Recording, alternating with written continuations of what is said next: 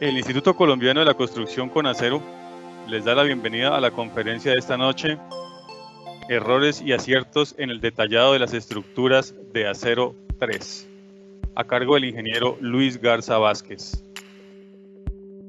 Agradecemos su presencia en este espacio que busca promover, fortalecer y divulgar el buen uso de las estructuras de acero en la construcción. Damos la bienvenida a nuestros asistentes de diferentes países, como lo mencionaba, Costa Rica, Ecuador, Venezuela, y ahora que se reporten de alguna otra zona, lo mencionaremos.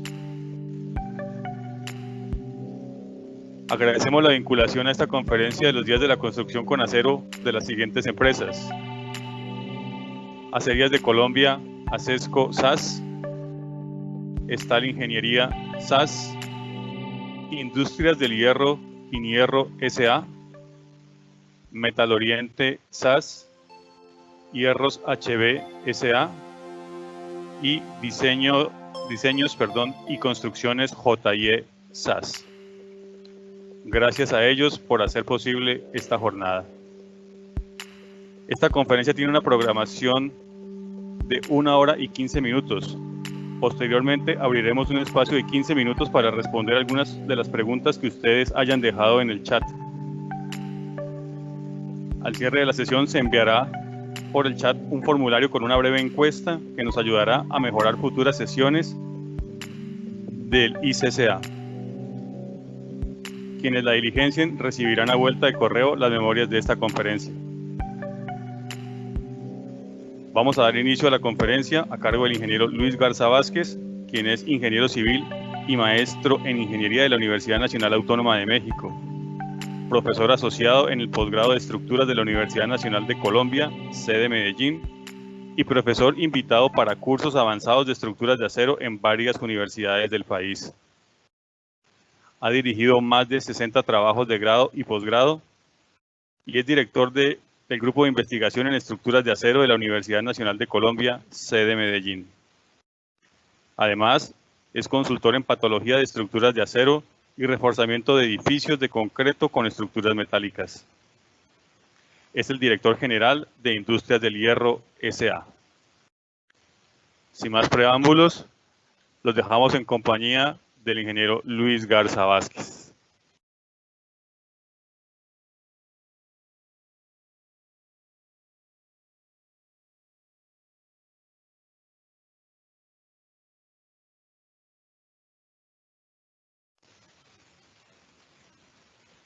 Luis.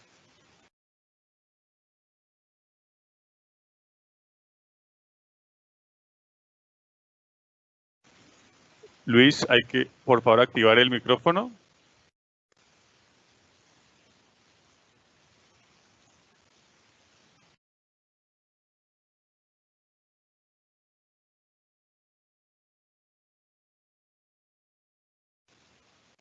Luis, por favor, activa. Hola, ahora sí.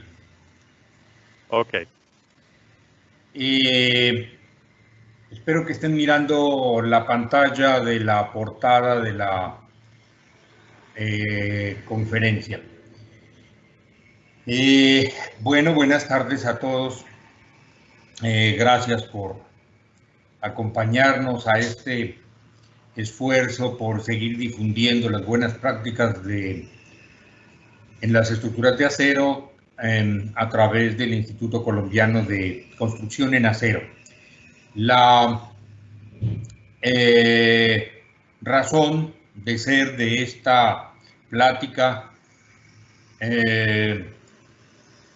la tiene mi esposa, que como siempre tiene la razón. Y es que, según ella argumenta, yo soy de signo Virgo, y los de signo Virgo son perfeccionistas y criticones. Y realmente, con la alcahuetería de colegas, estudiantes, amigos, que me comparten muchas diapositivas, fotos que toman en obras, para pedirme mi opinión suelo coleccionar e irlas clasificando para seguir alimentando esta serie de conferencias. Esta es la tercera versión. La primera se dio en el año 2013 en una simposio de estructuras de acero aquí en Colombia. La siguiente se dio en 2017, si no estoy mal, y esta es la tercera versión. Entonces son, digamos que la acumulación de fotos que me han enviado amigos y que me sirven como pretexto para repasar conceptos, tanto desde el punto de vista de fabricación, montaje y diseño, por supuesto, que nos permitan dejar alguna idea. Como ustedes saben, la mejor forma de aprender es de los errores, y tanto mejor si los errores son de los demás, por supuesto. Aunque aquí les voy a mostrar, hay algunos errores míos de mi empresa también. O sea, no solo vamos a comentar detalles que se pueden mejorar. No voy a evitar la palabra errores, eufemísticamente ahora se dice oportunidades de mejora. Listo, pues aquí hay 7 oportunidades de mejora que vamos a tocar en esta charla, tratando de, como decía, tocar todo tipo de temas. Primero, hablemos de conectores en canal para Steel Deck. Los conectores en canal se utilizan desde 1952 para puentes. Los primeros ensayos datan de esa época, de 1952, luego 1965, etcétera, y no se permiten en la norma ISC para Steel Deck. Sin embargo, una constante, y eso ha sido en muchos casos la orientación que hemos tenido en investigación, en las investigaciones que manejamos en la universidad, es orientarlas hacia la práctica. Por decirlo así, ir persiguiendo a los creativos que nos están marcando el paso y que están haciendo las cosas, estén codificadas, estén en la norma o no estén, para, digamos, aprovechar esa creatividad de manera que podamos implementar y, por decirlo de alguna forma, legalizarla. Eso es en nuestra norma, que por supuesto está basada en el ISC, pero los aportes que tiene varias de las adaptaciones que le hemos hecho es tratando de legalizar, como digo, cosas que se hacen mucho en Colombia, pero que han requerido de una investigación y un soporte de laboratorio importante. Pues resulta que en Colombia, por alguna razón que aún ahora yo no he entendido mucho, porque nosotros hemos trabajado siempre con conectores tipo Spigo o Stud, como les llaman en la norma americana, pero en Colombia están utilizando conectores de canal. Inicialmente a mí me parecía un poco aparatoso, porque hay que hacerle una ranura grande al Steel Deck para poderlo soldar, pero muchos ingenieros en muchas ciudades del país lo hacen normalmente y dicen que sale más económico, ya están acostumbrados a hacerlo. El problema es que las ecuaciones que tiene la ISC y nuestra norma, por lo tanto, son ecuaciones para losa maciza únicamente. Es decir, esto es lo que quería señalar, es decir, que no se pueden utilizar para Steel Deck. Sin embargo, se empezaron a utilizar, pero como usted tiene que calcular las cantidades de conectores para garantizar el trabajo compuesto, lo calculaban con la misma ecuación de losas macizas lo cual evidentemente no parecía razonable. Sin embargo, así se estuvo utilizando por mucho tiempo, hasta que en fechas recientes, en varias investigaciones que voy a mostrar enseguida, se hicieron, de una vez se las muestro, desde 2006, 2007, 2013, etcétera, hasta 2019, se han hecho todas esas 7 investigaciones sobre el tema. Entonces, la comparación que hizo el ingeniero Fabio Hoyos en la Universidad del Valle tiene, como pueden ver, y llama la atención, en una comparación con la carga de que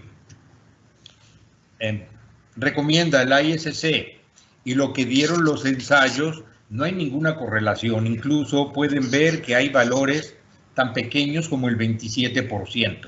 O sea, que estaban siendo sobrediseñados con ese criterio de las losas macizas. Lo que es más, cuando ya se publicaron estos resultados, la gente dijo, no, pues utilicemos el 50% por mientras.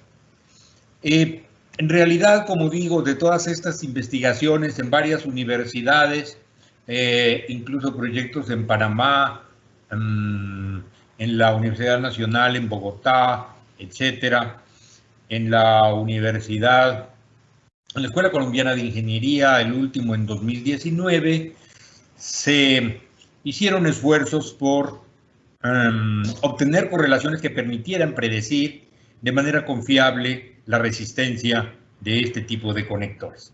Como ustedes saben, hay 2 formas de poner los conectores, en posición llamada débil y conexión fuerte.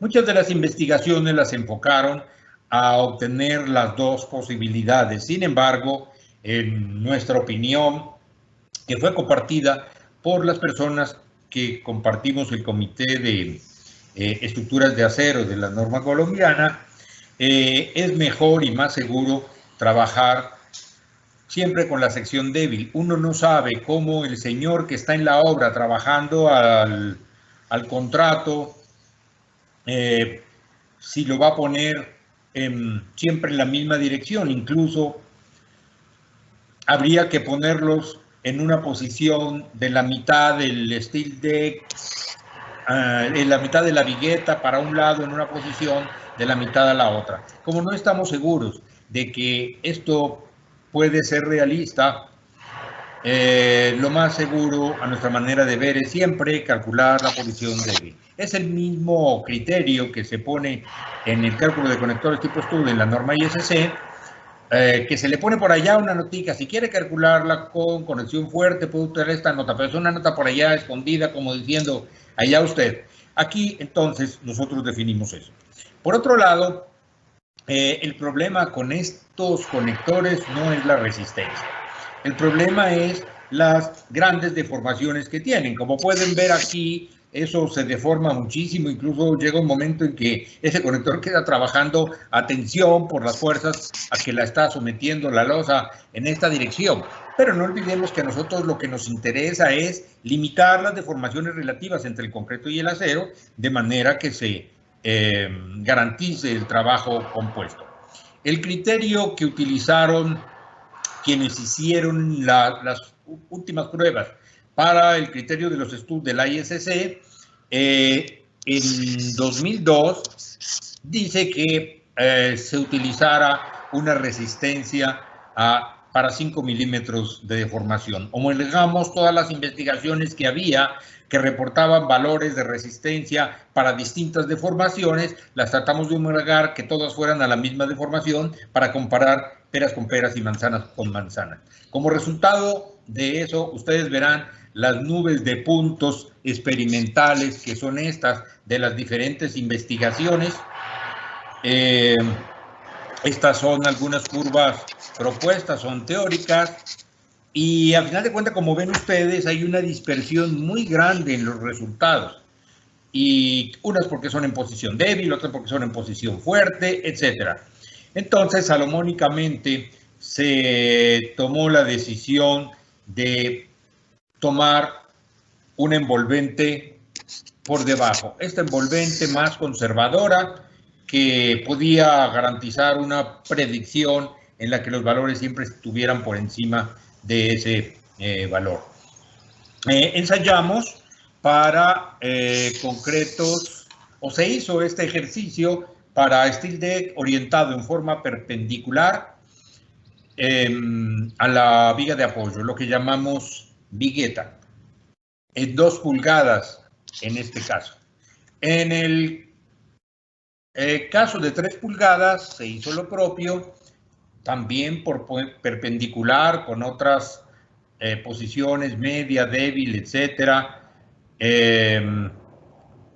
Y también se encontró la curva más conservadora. Como resultado de esto, entonces, en la norma colombiana se ha propuesto y será sometido a votación de los miembros de la Asociación de Ingeniería Sísmica una fórmula reducida para canal. El asunto es que esta fórmula solo aplica para resistencia para tablero metálico perpendicular. Aquí está, en sentido perpendicular de 50. Entonces, ya vamos a tener unas fórmulas para legalizar y que se trabaje con eso en las memorias de cálculo si se quieren utilizar esos conectores de canal. Pero estoy cayendo en cuenta ahora, preparando la conferencia, ¿y qué hacemos cuando el Steel Deck está en sentido paralelo? Utilizamos las mismas fórmulas de losa maciza. Parece que eso no es viable y por eso pensaría que estudiáramos en el comité de la norma que estas fórmulas de Fabio Hoyos, que no tienen que ver con posición débil o fuerte, sino que son más genéricas, en donde, como ven, hay una buena correlación de la fórmula que él propone. Pensaría que consideramos ponerlas en la fórmula, en la norma también, para que las vigas paralelas, si le quieren poner conectores de cortante, no se queden huérfanas. El segundo tema que les iba a compartir es solo una diapositiva. Conectores, cómo poner conectores con tablero paralelo. Es una cosa que para muchos va a ser evidente. Yo pensaba que así era, pero estas son fotos de la construcción de las oficinas de mi empresa, en donde estoy ahora instalado durante la construcción. Resulta que yo fui un día y vi que estaban haciendo esa brutalidad de poner los conectores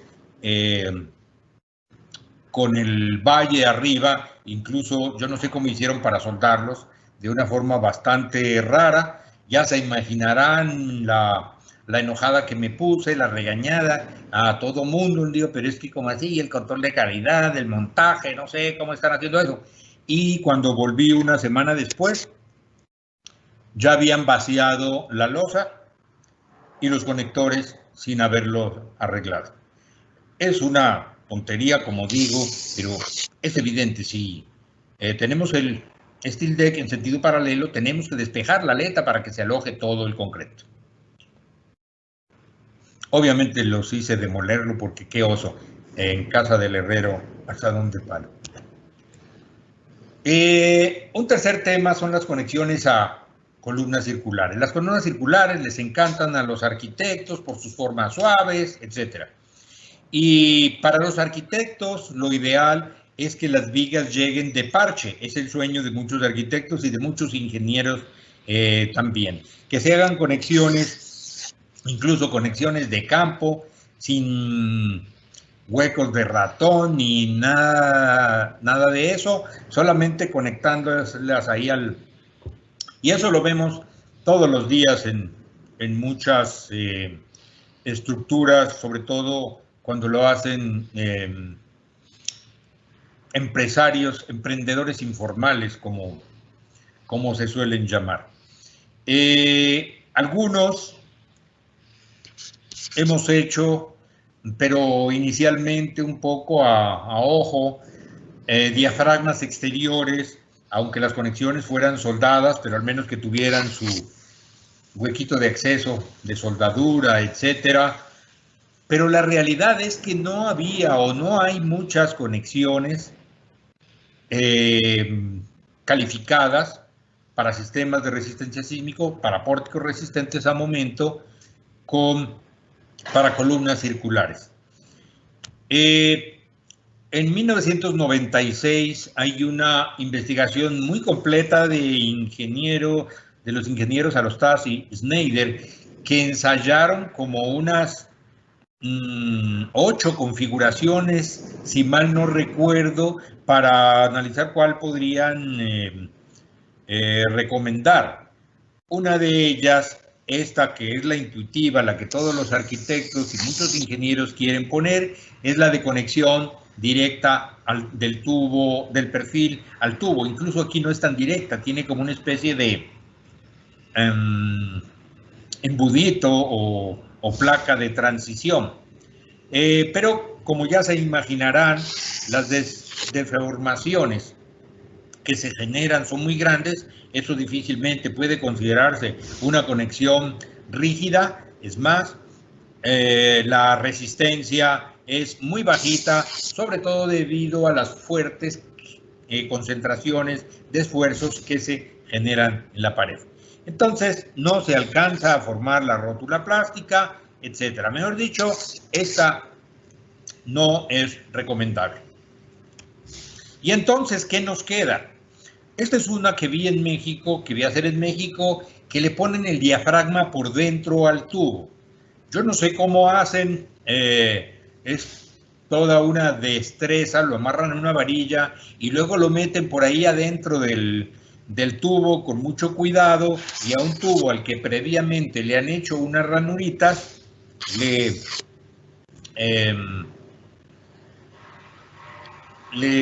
hacen las soldaduras después. Son soldaduras intermitentes. Estas no han sido calificadas, por supuesto. La idea es que ahí van a soldar en el futuro una viga con soldadura de campo, ahí caerían las aletas. Yo no me imagino cómo debe trabajar eso con soldaduras intermitentes. Realmente no me inspira mucha confianza y al parecer es una tendencia generalizada para hacer esas conexiones. La otra cosa que no me gusta es que no me deja echarle concreto, o sea, no pueden trabajar en sistema compuesto. Se han hecho otras propuestas, esta para una tesis de la ingeniera Diana Cadavide, una ingeniera venezolana que va a hacer su tesis calificando una conexión aquí en la Universidad Nacional en Medellín. Y esta es la propuesta. Nosotros estamos pensando seriamente si insistir en este diseño porque es bastante aparatosa. Es decir, queda con unas placas grandes. Además, esta placa de extremo estorba para el steel deck. Hay un ensayo hecho con bastante éxito, quizás sea menos estorbosa, pero igual estos diafragmas quedan salidos muy grandes, de una conexión calificada por el ingeniero Cristian Ramírez en la Universidad del Valle, bajo la dirección del ingeniero Gilberto Areiza, en la que, como ven ustedes, la conexión es pernada. Esta sí fue rellena de concreto y tuvo un comportamiento sobrado. Se acabó la carrera del gato y no alcanzó a fallarla al parecer.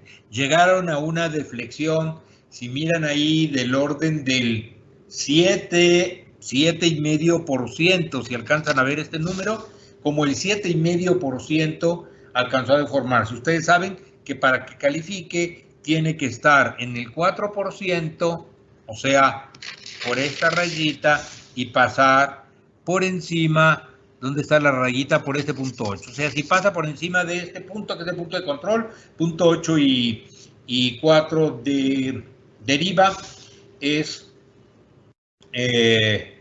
un punto que hace que esta conexión quede precalificada.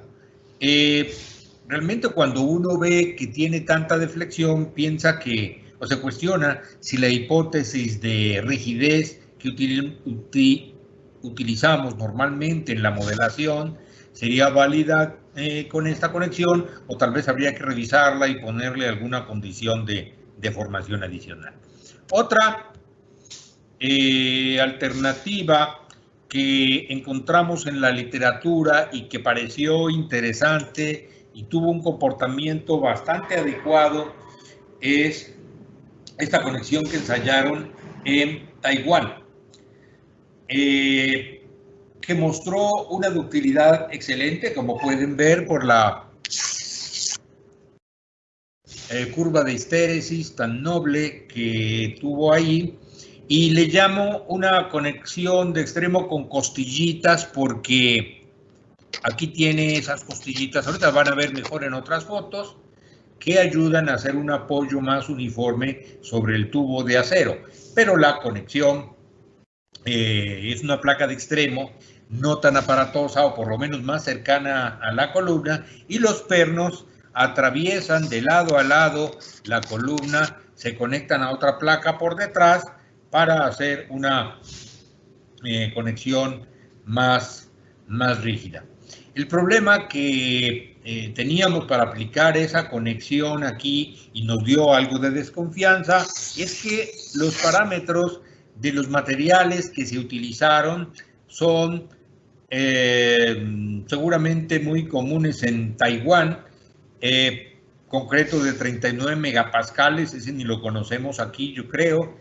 FY es de 275, algo parecido a 36, pero ya los materiales de las vigas que conseguimos son 350, etcétera. Entonces lo que decidimos fue agarrar ese procedimiento, esa idea y ensayarla con materiales colombianos, entre comillas, incluso los muy comunes perfiles europeos, etcétera. Aquí pueden ver esa conexión y lo que llamamos las costillitas, que son esas plaquitas que hacen que asiente bien. Los pernos están pasando de lado a lado. En las conexiones que ensayaron en Taiwán, meten la varilla roscada dentro de un tubo de PVC como para que no tenga interacción en concreto con los pernos de anclaje. A mí me parece que antes, si tienen interacción, es mejor. Incluso como lo que más utilizamos aquí en Colombia son varillas roscadas completas, de estas que llaman grado B7, que son parecidas a la 1554 grado 105, hasta mejor que tengan algo de adherencia, nos parecía a nosotros. Cuando el ingeniero Carlos Graciano, el doctor Carlos Graciano, les preguntó que por qué le habían puesto esa vainita, la razón era que para que el modelo de elemento finito se pareciera más, porque era muy difícil modelar esa adherencia de los pernos. Bueno, al margen de eso, nosotros no le pusimos vainitas, utilizamos materiales, como decía, que son fáciles de conseguir, comerciales, y la ensayamos con un tubo bastante grande y obtuvimos una afluencia más o menos limitada en la viga. No se alcanzó a formar la articulación como era deseable, y lo que nos está dando a pensar es que es una conexión que también fue relativamente flexible. Se nos acabó la carrera, no pudimos seguirle metiendo más carga, se acabó la carrera de los actuadores y entonces llegamos a unas deflexiones arriba del 5%, como 5,5%, y por supuesto calificó muy bien, o sea, pasó por encima del punto objetivo para que se legalizara esta conexión para este caso. No le hagan caso a esa parte de abajo, el actuador estaba dando lecturas erróneas, pero lo que está arriba nos salvaba, esas sí son confiables. Pero decía, al parecer no es totalmente rígida. Miren este estrechamiento que muestra aquí, es como que cuando cambia el sentido del momento, los pernos se acomodan el concreto empieza a trabajar de otra forma, etcétera, pero hay de utilidad. Eso es lo importante. Cuando las destapamos, encontramos que el concreto estaba intacto, o sea, no le pasó nada. Hubiéramos pensado que no se generó la rótula plástica, pues era la hipótesis inicial, porque el concreto se había aplastado o algo así, pero el concreto estaba totalmente sano. De todas maneras, nos parece una conexión viable desde el punto de vista constructivo, de montaje, y bueno, ya lo arquitectónico es subjetivo. A mí me parecen muy lindas estas conexiones.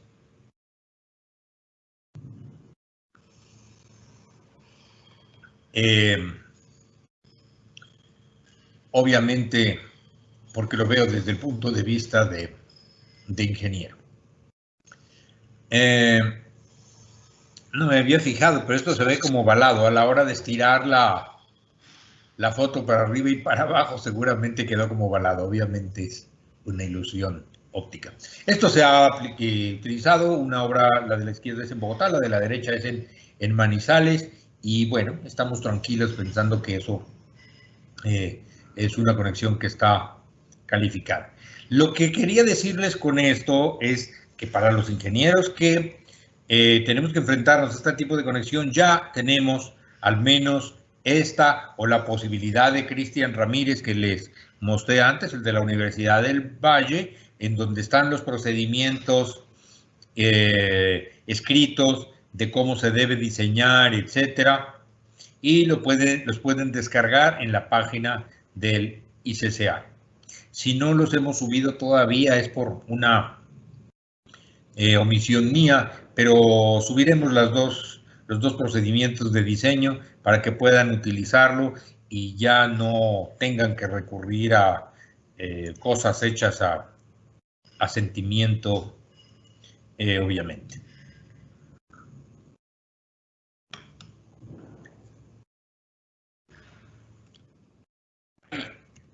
No me había fijado, qué pena, Isabel, con nuestra coordinadora, como esto era de una presentación del Congreso de Ingeniería Sísmico de Cali, me las traje con todo y los logos. Ahí me disculpará, es culpa de los trasnochos.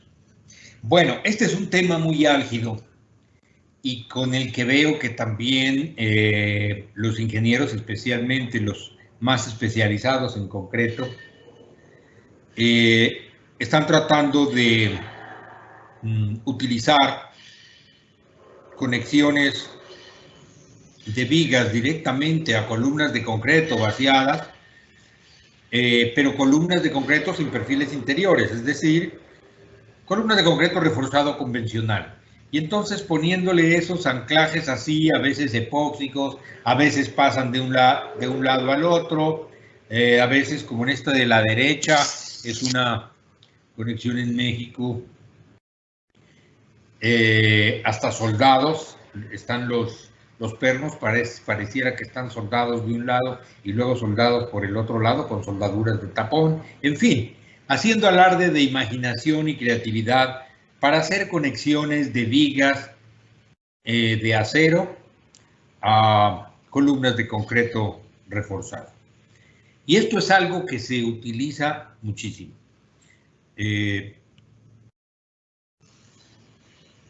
Tanto que, por ejemplo, en este ejemplo, en esta obra, en una zona de riesgo sísmico muy alto, miren cómo incluso no le ponen estribos en esa zona a la columna porque no les caben, porque no pusieron. Es una forma bastante imperfecta, informal, diría yo, de tratar de hacer esta conexión con la viga atravesada. Mi recomendación es que esa no es la forma de hacerlo. Y obviamente no son conexiones precalificadas. Esta es otra obra en Santa Fe de Antioquia, si mal no recuerdo, unas fotos de otro intento para hacer conexiones con placas, incluso en este caso soldadas a la placa que queda embebida dentro del concreto. Soldadas de una manera informal, como pueden ver ahí en esos detalles, sin huecos de acceso de soldadura, etcétera. Pero ahí quedan embebidas. Miren esta otra, esta sí una construcción muy informal. Yo creo que les dio desconfianza cómo estaban haciendo la conexión, que más bien decidieron ponerle un tubo, que era un tubo para gas, se lo pusieron ahí, se lo soldaron, como poniéndole una columna intermedia, viendo que eso no les ofrecía alguna garantía. Pero miren la conexión, muy ingenua o optimista. El ingeniero Gildardo Galindo, en la Universidad del Valle, también bajo la dirección del ingeniero Gilberto Areiza, hizo la calificación de esa conexión. Él estaba muy aburrido, obviamente él esperaba que calificara la conexión y estaba muy aburrido cuando el resultado fue que la conexión no servía, no era recomendable. Pero para mí es tan valioso eso como que hubiera calificado, porque sí nos da pie para mostrar a la comunidad de ingenieros, al menos, cómo no hacer las cosas. El mismo caso de una placa de extremo puesta a un encamisado con pernos pasantes. En este caso el concreto sí tuvo una afectación importante, obviamente. Le tocó trabajar y a pesar de estar confinado en esa zona, tuvo este tipo de fallas. La curva histerética, como pueden ver aquí, fatal. El resultado esperado para que calificara para disipación en zona de riesgo sísmico alto hubiera sido ese punto. Y si hubiera querido utilizarse para zona de riesgo sísmico intermedio, está muy lejos. Realmente es una conexión que, como les estoy poniendo aquí, por favor, no la deben utilizar. Y entonces, si quiero hacer esas conexiones de columnas de concreto que se sabe que son muy eficientes, ¿cómo puedo hacerlas? No quiero dejarlos con esa sensación de que eso está mal hecho, no ofrece garantías adecuadas, pero también quiero darles una solución al problema. Y la solución puede ser esta, que ya hemos analizado en varios foros, que se ha difundido en varios foros, que es ponerle un perfil interior. Como parte del acero de refuerzo de las varillas, y también aporta rigidez, también aporta resistencia, se pone un perfil interior a la columna, de tal manera que la conexión se haga entre viga de acero a un perfil metálico interno, pernado preferiblemente, de manera que ustedes pueden hacer la columna de concreto reforzado dejando la conexión libre de los comportamientos desfavorables que vimos anteriormente. El perfil puede ser tan pequeño como se quiera. La función de ese perfil es principalmente servir como apuntalamiento durante el vaciado, incluso puede acelerar mucho la construcción. Esta solución la hemos utilizado ya infinidad de veces, incluso antes de su calificación, y esa es digamos que la conexión para columna de concreto reforzado embebida, una columna de acero embebida en concreto que se puede utilizar. ya no necesitamos estar inventando. Yo me imagino los esfuerzos creativos que tuvieron que hacer para imaginarse esta conexión de este sistema de columna embebida. Y digo que cranearse porque tuvieron que sacar estas placas así, aquí afuera, para luego hacer la soldadura en obra. Obviamente es una conexión también bastante informal, no tiene huecos de acceso de soldadura ni nada de eso, pero alabo al menos la intención de darle solución a hacer la conexión afuera. Como al final el concreto va a pasar por aquí, estas aletitas que están aquí van a quedar apoyadas en el concreto y ahí se estaría transmitiendo la carga por aplastamiento al concreto directamente. Pero es una cosa bastante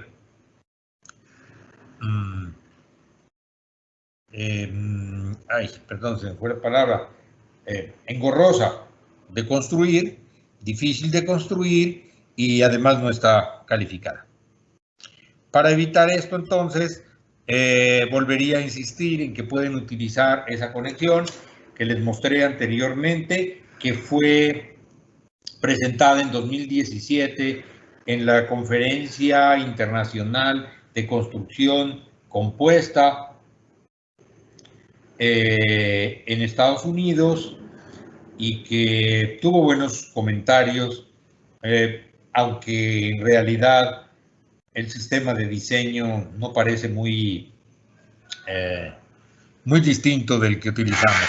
Esta y las otras conexiones la pueden descargar de la página del ICCA en publicaciones, en la sección de publicaciones. Ahí pueden descargar una especie de manual de conexiones precalificadas en Colombia, en donde están el paso a paso de cómo diseñar esta conexión que les describí anteriormente. No esta, por supuesto, sino esta, y con ejemplos y todo para facilitar su implementación.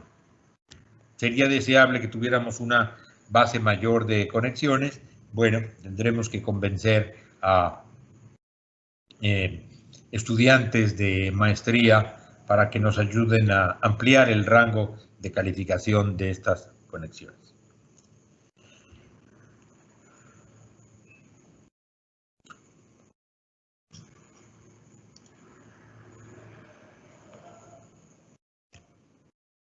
Vamos a hablar de otra cosa, que es el enredo que significa hacer el tratamiento en las ranuras de las riostras.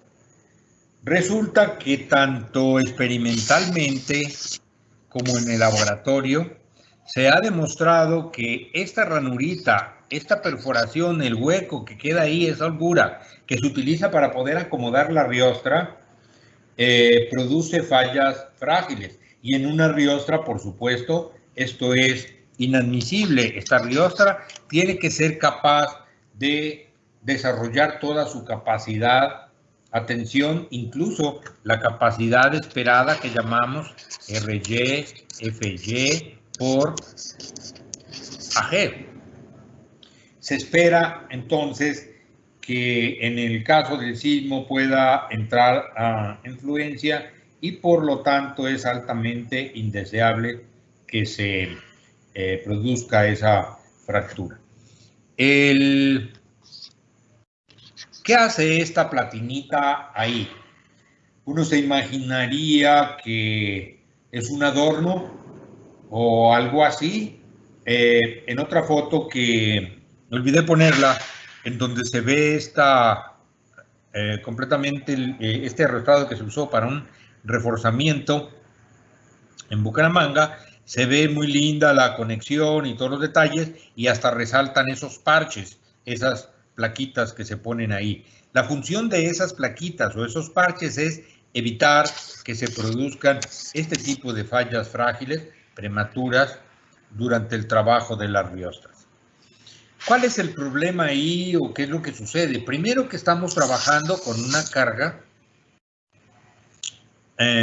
ampliada o máxima posible al introducir ahí el factor de RY y la posibilidad de que se presente la fractura en este punto debe ser analizada teniendo en cuenta el valor del área efectiva, que como sabemos es el factor que llamamos eficiencia U multiplicado por el área neta. Área neta porque hay un pedacito de material ahí que se ha removido, análogo al de unas perforaciones de pernos o algo así. Y ustedes saben que eso genera concentradores de esfuerzo que pueden desencadenar esas prematuras e indeseables fallas frágiles. Entonces, por un lado, el hecho de que pongamos la ranura, que tengamos un área neta menor que el área bruta del elemento, y por otro lado, la eficiencia de la conexión U. En el caso de los perfiles circulares, ese valor de U puede ser igual a 1 si ponemos una longitud de conexión, esta longitud de conexión mayor que 1.3 veces el diámetro, solo en perfiles circulares. Eso fue demostrado en unas investigaciones previas.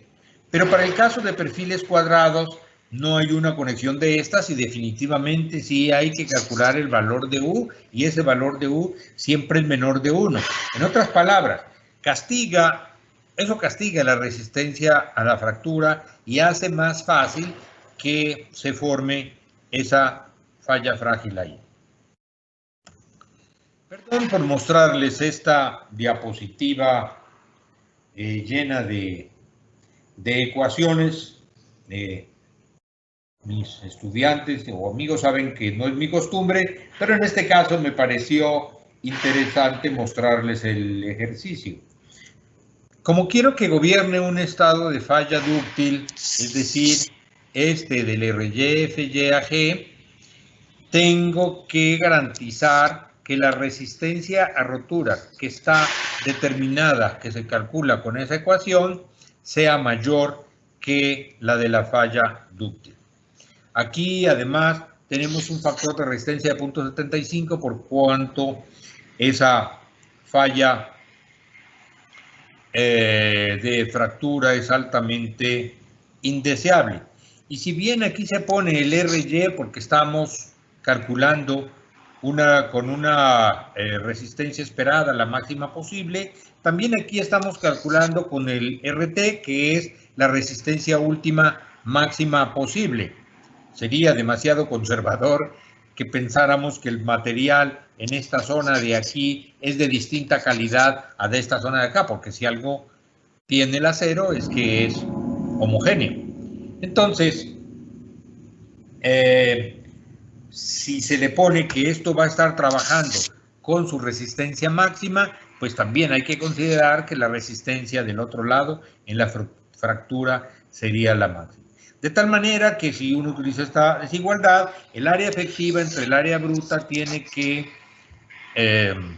cumplir con esa relación de acuerdo a los modelos que normalmente utilizamos. Me he tomado el trabajo de hacer el ejercicio para cada tipo de perfil tubular que utilizamos para Riostra. ¿Por qué tubos, por cierto, y no perfiles I o H? En Riostras hemos encontrado que eso es más eficiente porque tiene, digamos que en las dos direcciones, igual resistencia. Entonces, normalmente se utilizan tubos en Riostras. Entonces,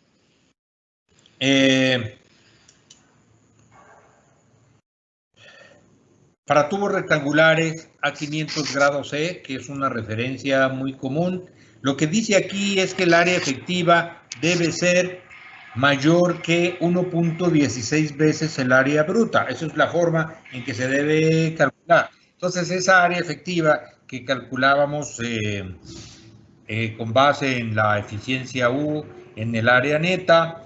De esa manera la podemos calcular rápidamente teniendo en cuenta esos valores. En el caso de tubos circulares que tienen distintas propiedades de FY, la relación es 1.07. También se utiliza mucho perfil A53 grado A, que son esos perfiles que se utilizan para tubos de oleoducto o de acueducto, los que llaman Schedule 40, Schedule, etcétera, que también son apropiados para riostras en la norma. En ese caso es 1.11 AG.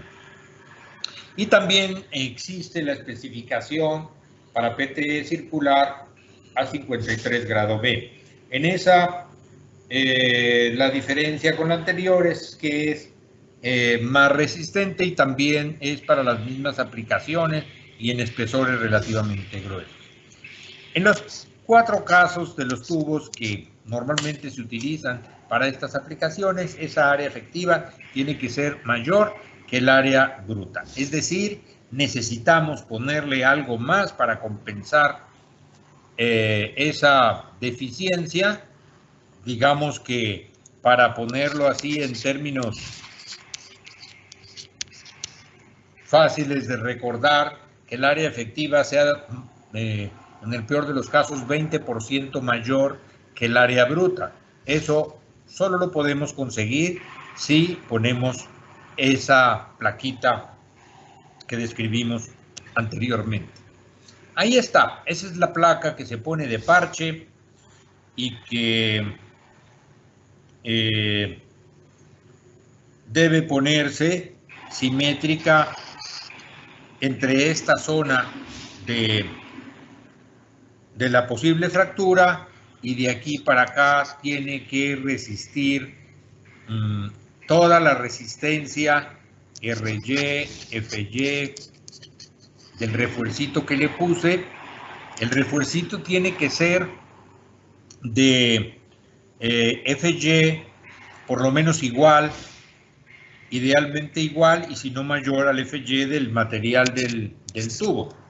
Es decir, no podría poner una placa de refuerzo A36, por ejemplo, en un tubo A500, quizás sí en un tubo A53 grado A, pero lo importante es que de aquí para acá tiene que desarrollar toda la resistencia posible de esa plaquita, RY, FY para cada lado.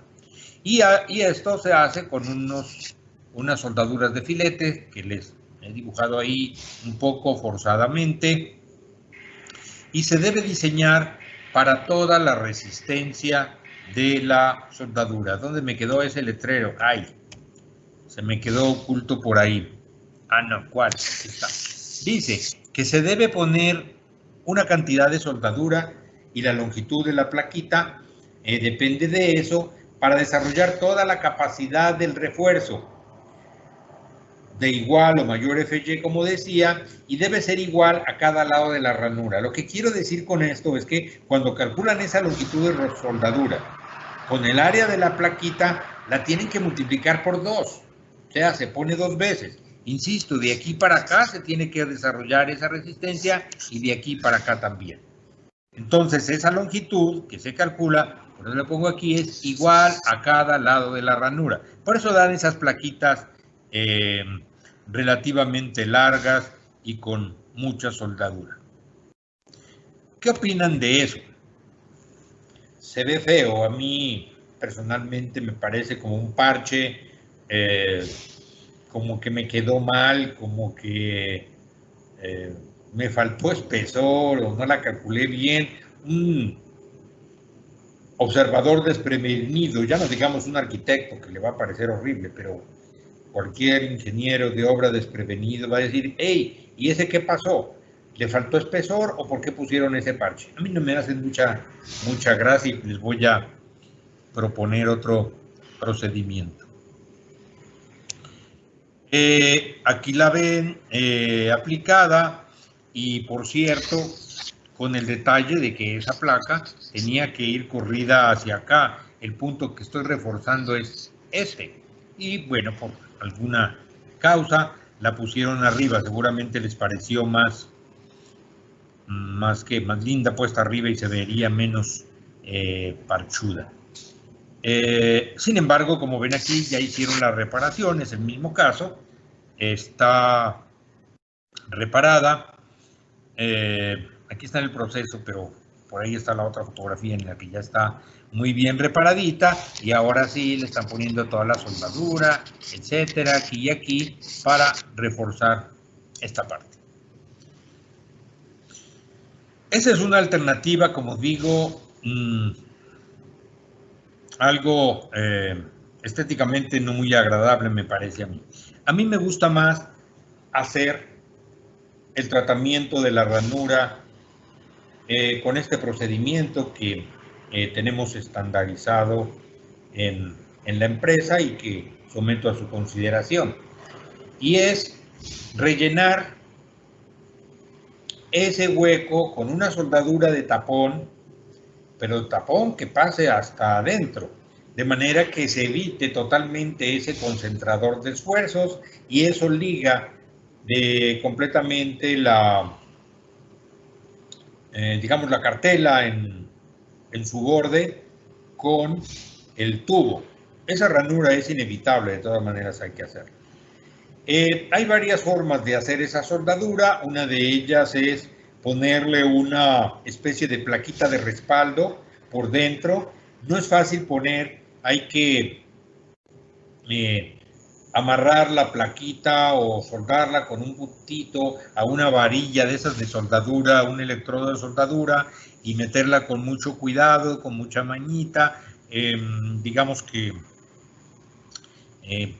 poniéndolas a un lado, luego jalándola, punteándola, en fin, se puede hacer.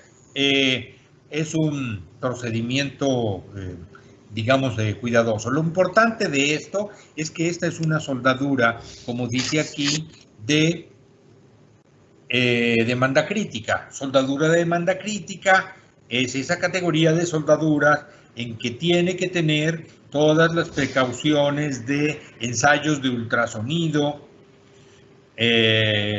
o para espesores pequeños, quizás hasta partículas magnéticas se podría utilizar, pero debe ser una soldadura que se debe garantizar completamente para no correr el riesgo de ese tipo de fracturas.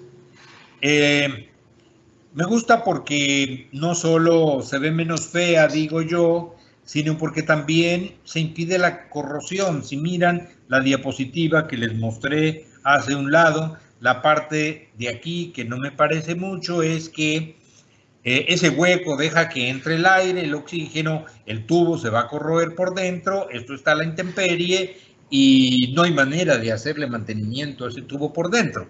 Entonces, ese sello hay que hacerlo sí o sí, de todas maneras. Es hacerle el sello, pero bien hecho.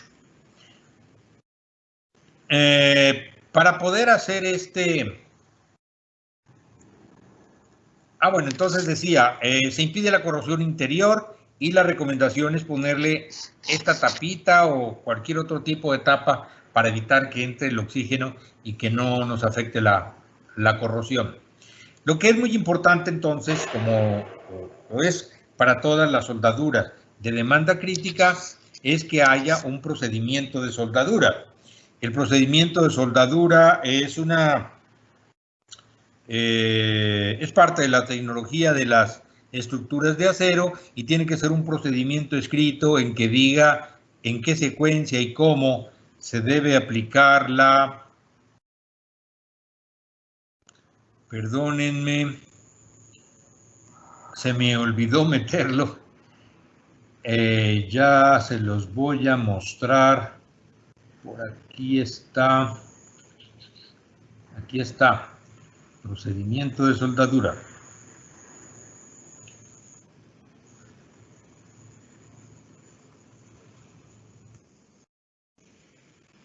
Ahí está ese procedimiento de soldadura que es justo para hacer ese tipo de junta con platina de respaldo, con etcétera, etcétera, con todas las de la ley. Y entonces, en los pases, esto debe ser soldadura de este tipo, soldadura de electrodo revestido, así se haga la soldadura en la planta, y tiene que hacérsele toda la inspección que se le hacen ese tipo de soldaduras, al 100% de las soldaduras, o sea, ultrasonido. Obviamente este procedimiento tiene que ser elaborado por un inspector certificado, AWS, etc. No tiene mucho misterio que digamos ese procedimiento en cuanto a la configuración. El misterio está en que sí se haga y tenga una supervisión adecuada y los ensayos de ultrasonido. Si no se van a poner con eso, entonces mejor que se haga el parchecito para evitar correr riesgos con estas de estas fracturas. Muy importante el ultrasonido. Ese ultrasonido tiene algún grado de inconveniente en tubos redondos. No es fácil o no hay procedimientos sencillos. También hay que escribir el procedimiento de inspección para el ultrasonido. A mí se me hace fácil, no soy experto por supuesto, pero digo que si uno le hiciera el ultrasonido por ahí, con el palpador por ese lado, podría funcionar. El problema es que se necesitaría un palpador como redondo, que asentara bien en el tubo. Y si se hace en esta dirección, eso es aplicable solamente para tubos de diámetro grande. Tubitos pequeños no funcionaría bien, precisamente.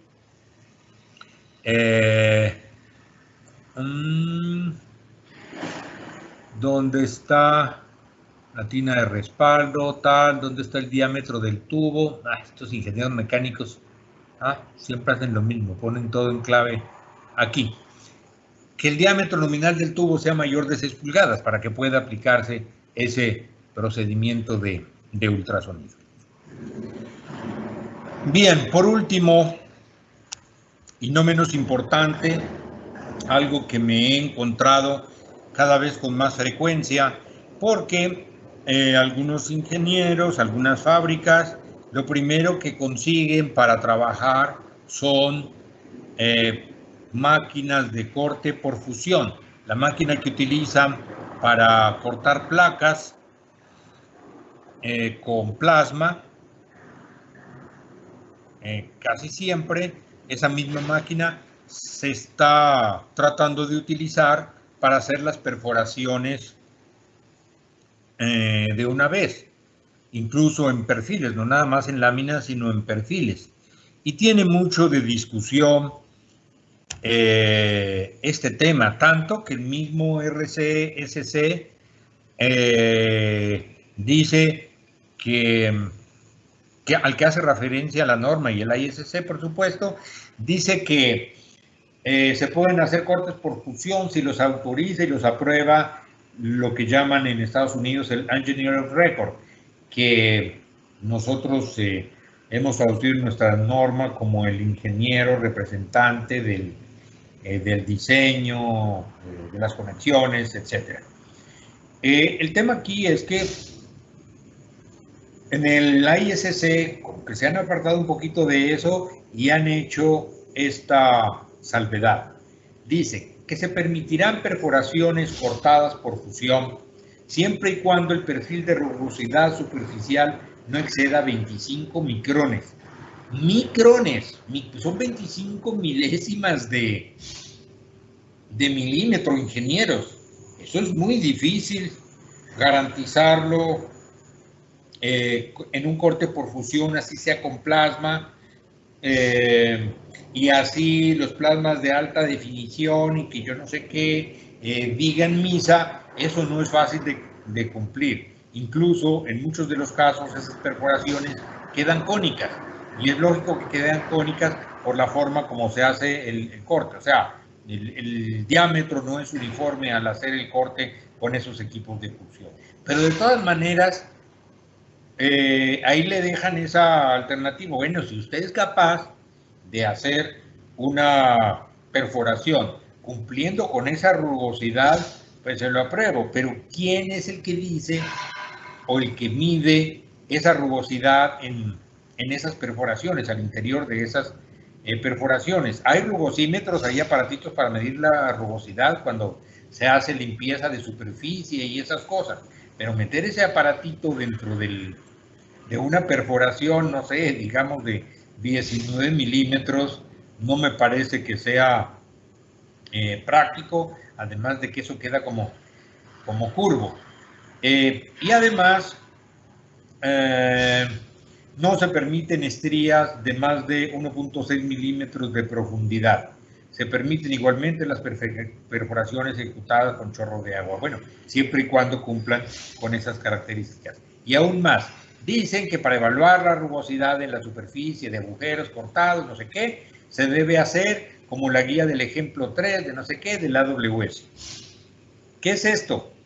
Me metí en internet a buscarlo y eso se puede comprar. Es una especie de maquetita, digamos, que venden, en que le dicen, dice, debe ser esto, es decir, que es la máxima rugosidad que permiten y que usted lo haga por comparación. Hay que conseguir los amigos que hagan perforaciones con esta herramienta, tendrán que conseguirlo para convencer a un interventor, un ingeniero mecánico que normalmente sí sabe de esto, de que sí están cumpliendo con la norma en ese sentido. Esta fue una foto un poquito más clara que encontré en internet. Igual no se ve nada y la amplié. El espécimen 3 debe ser esto. No me imagino cómo será hacer esa comparación, pero no solo por la comparación de la rugosidad, si es que los ingenieros que trabajan con esta técnica lo están utilizando, es lo de las estrías de 1.6 milímetros. Ingenieros, no nos digamos mentiras, esto no es admisible. O sea, este tipo de huecos, ¿cuál rugosidad? Las estrías, miren lo chueco que está eso. Esa es la calidad que entrega una perforación de fusión.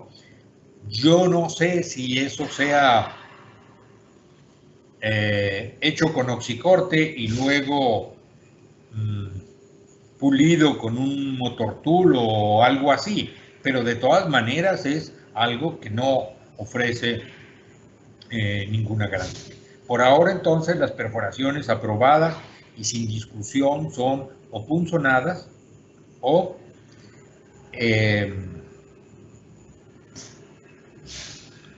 con taladro, por supuesto, como se han hecho siempre. Bien, son las 7:12.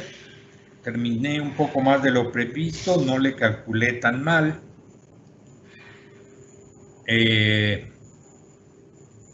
cedo el micrófono al moderador, a Iván, porque entiendo que tenemos otros 15 minutos de preguntas. Muchas gracias por su atención. Sí, correcto, Luis. Tenemos algunas preguntas que hicieron nuestros participantes. Quisiera mencionar, antes de iniciar con estas preguntas, que tenemos participantes de Venezuela, Ecuador, Costa Rica, Carolina del Norte, Chile, Bolivia, hay casi 5 personas, República Dominicana y en Estados Unidos. Bueno, con respecto a las preguntas, hubo muchos comentarios que podemos resumir, sobre todo con la parte de juntas precalificadas y sobre todo para diseño y detallado. Por ejemplo, si el perfil debería ser sísmicamente compacto para pórticos resistentes a momentos, si se permiten para disipación especial, si son avalados por curaduría. ¿Para qué? Perdón, no te escuché, Iván. Son aprobados en curadurías. Ajá. Puedo resumir las preguntas que se hicieron en base, o diciendo que para diseño hubo muchas preguntas.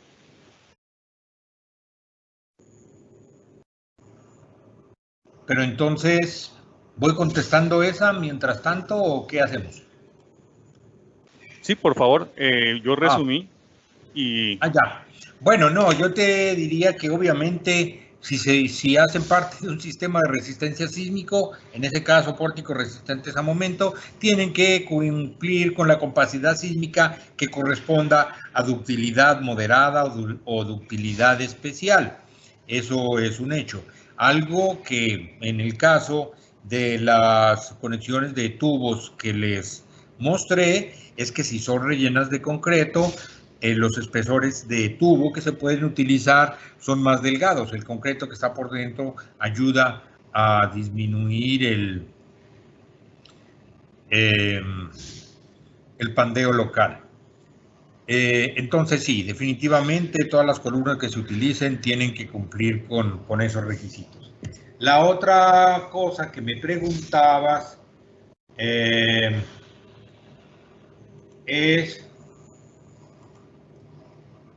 Perdón, estoy aquí. Ya los perdí, ya no los veo. La otra cosa que me preguntabas era de si las aprueban en curadurías. Nuestra norma, de manera similar a como está en la norma ISC, se dice que se aprueban si están basados en conexiones que hayan sido precalificadas. O sea, en teoría, los curadores deberían aprobar si se basan en los procedimientos que se han publicado, los procedimientos de diseño que se han publicado y que están avalados por ensayos de laboratorio. La realidad es que la base de ensayos que tenemos en Colombia para estas soluciones es muy bajita. En algunos casos tenemos 2, en el mejor de los casos, para algunas conexiones calificadas en la nacional con el ingeniero Gabriel Valencia, hay 6 ensayos de distintas configuraciones. Lo ideal es que tuviéramos más ensayos, y la propuesta y la campaña que he querido emprender con el ICCA, que es quien nos ha financiado la mayoría de estas calificaciones, muchas de estas, es seguir insistiendo, pero supeditar el apoyo del instituto a estas investigaciones a que se hagan como de las mismas que ya se han hecho para aumentar el rango en el que se pueden aplicar, el rango de aplicación para vigas más grandes, para tubos de distinto tamaño, etcétera, y que no estemos arriesgándonos con una conexión hecha para algún caso específico.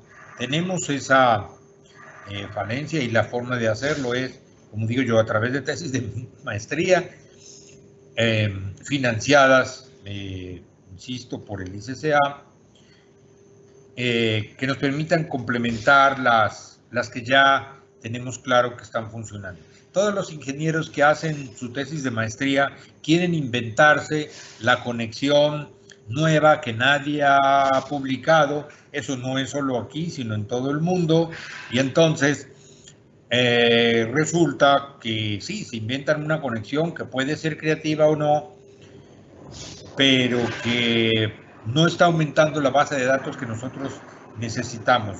Debemos ponernos en esa labor para hacerlo más confiable y para que los curadores nos den su aval más fácilmente.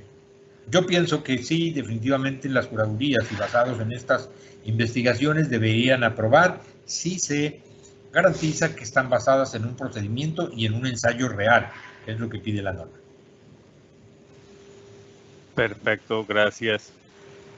Bueno, voy a hacer aquí una lectura de las preguntas que nos dejaron en el chat. Como digo, pues hacen parte de la parte de diseño y detallado. Sobre todo hubo muchas preguntas de la parte de conexiones. Voy a leerlas. ¿Cómo se hace la conexión de una viga metálica a una columna de concreto reforzado si esta ya está fraguada y no se tuvo en cuenta el dejar ese perfil tipo I en su interior? Ay, Dios mío. Eso es precisamente lo que les he recomendado no hacer. La conexión convencional es ponerle pernos expansivos. Pero la experiencia de quienes han puesto o hemos puesto pernos expansivos es que esos pernos solo quedan bien en el plano. En la realidad quedan de cualquier manera, a mi manera de ver, y para garantizar que pueden desarrollar toda la capacidad de la viga, sobre todo si quiere que sea un pórtico resistente a momento y quiere que desarrolle toda la capacidad a momento de la viga, lo que yo sugeriría es poner un diafragma exterior, iría más a la fija. Digamos que una conexión, por ejemplo, como la de las costillitas, con una camisa cuadrada o rectangular o redonda o algo parecido a eso, que atraviese de lado a lado, que tenga un diafragma exterior.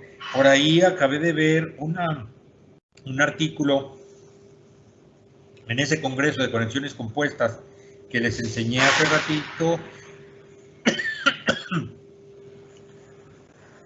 un capítulo del ingeniero Parra Montesinos, del ACI, que tienen algunas alternativas, pero no son fáciles de implementar. Sobre todo, insisto, en una columna que ya esté puesta, yo preferiría abrazarla por fuera, con diafragmas y cosas, y no meterle pernos que además ni van a entrar, porque siempre voy a encontrar estribos, varillas de refuerzo, etc. Ah, bueno, y otra cosa, que se persine, que le ponga una veladora cuando le pueda hacer esa conexión, que no es confiable en absoluto. Correcto. Bueno, voy a leer esta otra pregunta que la hizo el ingeniero Sebastián Abril. ¿Cuál es el mejor perfil de acero para usar como columna en edificios industriales? En la experiencia que llevo encuentro los perfiles HEA más satisfactorios, ya que sus ejes fuerte y débil están más compensados que los perfiles I. Además brindan un mejor espacio para realizar las conexiones. Su costo y peso creo que compensan la seguridad que brindan. ¿Podría haber alguna opinión al respecto y sugerir consejos? Mi opinión es que los perfiles europeos son muy ineficientes, o por lo menos los que se comercializan en Colombia. Usted puede encontrar perfiles con la misma inercia y propiedades satisfactorias, mucho más livianos en perfiles W. Claro que en un rango más, tiene un rango más amplio. Sí, debo confesarle la verdad, yo no utilizo o no diseño basados en perfiles europeos porque son más ineficientes. La razón por la que se consiguen más fácil en Colombia es por eso, porque usted consigue un IP300 y ya, en cambio en W tiene el 12 por 14, 12 por 16, 12 por 19, 12 por no sé qué, muchas más alternativas. Ahora, falta que los consiga, esa es la otra cosa, que sí los haya cuando los va a utilizar, pero hay otras alternativas, importarlos y cosas así, lo hemos hecho con mucha frecuencia, pero siempre que hemos utilizado perfiles W, hemos tenido estructuras más eficientes y una mayor variedad. Siempre va a encontrar un perfil W que se parezca mucho en cuanto al espacio, en cuanto a espesores, la altura. Siempre va a haber uno muy parecido, incluso, insisto, más eficiente. Desafortunadamente es un asunto de comercialización porque quienes importan estos perfiles tienen más rotación, como solo le dan a escoger de un solo perfil IP300 o HEA300, pues no tienen que estar importando o tener en su inventario 6 de cada referencia parecida, sino una sola. Entonces la rotación de inventarios, como las llaman nuestros amigos comercializadores, importadores de perfiles, es más ágil. Perfecto. Nos preguntan ¿Qué conexiones precalificadas existen para vigas y columnas en perfil tubular estructural? Bueno, estas que le mostré son para perfiles tubulares estructurales, pero circulares. Si la pregunta va orientada a perfiles cuadrados o rectangulares, en la referencia que le recomendé precisamente está una muy buena alternativa que nosotros hemos utilizado mucho. No hablé de eso porque eso se ha tratado en otras conferencias, pero vuelvo a insistirle que si baja esa publicación de conexiones precalificadas, ahí hay soluciones para perfiles tubulares estructurales, pero rellenos de concreto, que son más eficientes, por supuesto. Y está también el procedimiento de diseño, sus ejemplos y eso. Eso es una conexión que fue precalificada por Maritza y el director fue el doctor Gabriel Maritza. Maritza, se me escapó el nombre ahorita, y es bastante completa, digo, porque pudieron revisar 3 espesores de columna por lo menos. Si bien utilizaron una sola referencia de viga, al menos tiene una base de ensayos más amplia. La recomiendo mucho, esa es la que más utilizamos nosotros en nuestras obras. Perfecto. Leo esta pregunta. Con respecto a la conexión de placas en las cuales se conectan pernos que atraviesan las columnas, en vista de que hay columnas que tienen conexiones por los 4 lados, ¿se requiere de placas distintas o un espaciamiento de pernos distinto para que dichos pernos no converjan dentro de la columna, toda vez que las vigas conectadas deben tener el mismo nivel? ¿Cómo se realiza esta actividad? ¿Qué se puede hacer para evitar la segregación en estos elementos?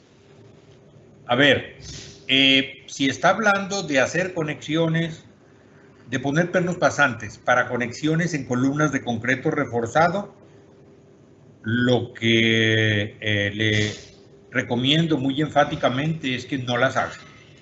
O sea, si se va a conectar, conéctese a un perfil interior que le haga una conexión adecuada. O sea, otra vez, perdone que insista con eso, a columnas de concreto reforzado solitas, no conecte ni con pernos pasantes ni con nada.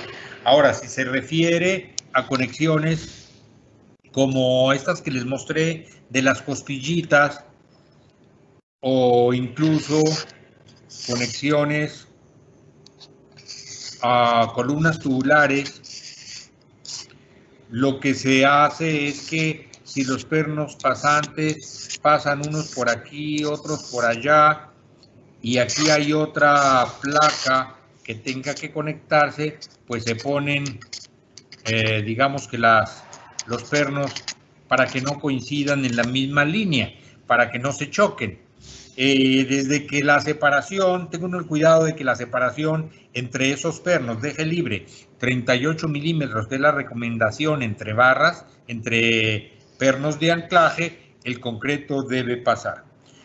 La forma de evitar la segregación, o sea, digamos que está unida con esa. La forma de evitar la segregación normalmente es utilizar concretos fluidos, de estos que llaman autocompactantes, que tienen aditivos fluidificantes. Son los mismos concretos que se utilizan para vaciar pilas o pilotes de gran profundidad, y ahí sí se controla la segregación.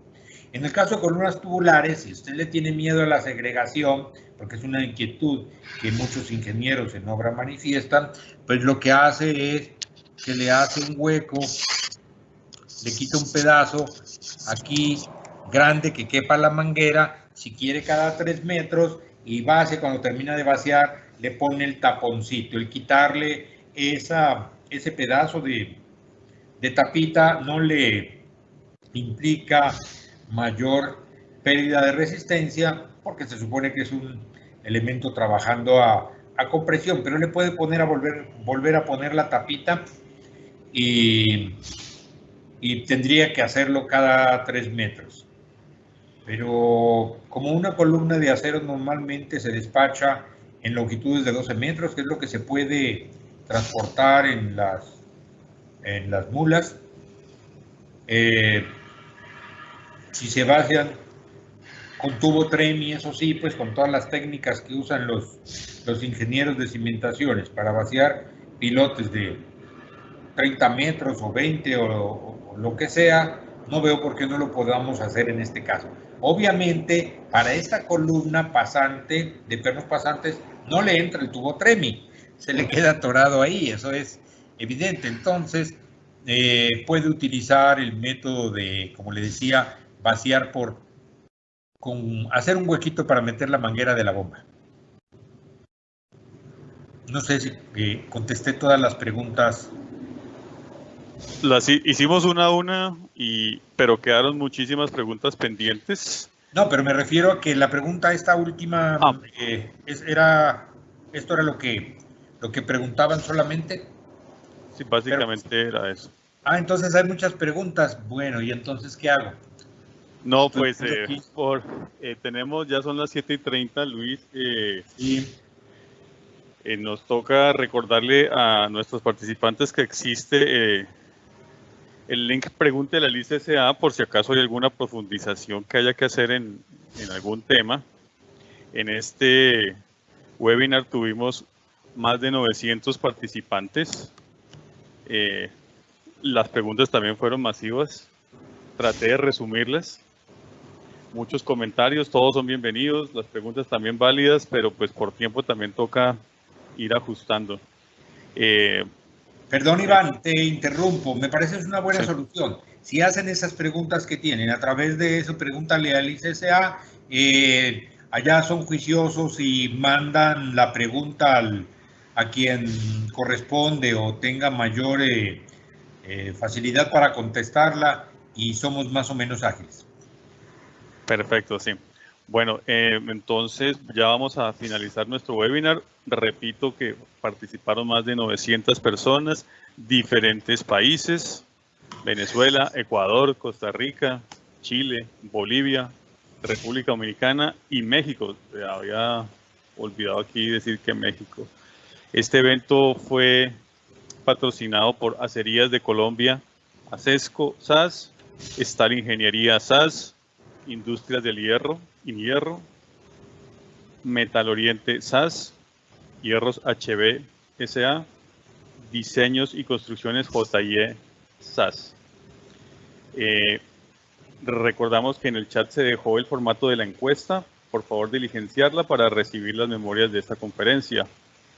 Y también recordamos e invitamos a inscribirse en la próxima conferencia, próximo 28 de mayo, dictada por el profesor Gabriel Valencia Clement, titulada La ductilidad en el diseño sísmico de los edificios de acero.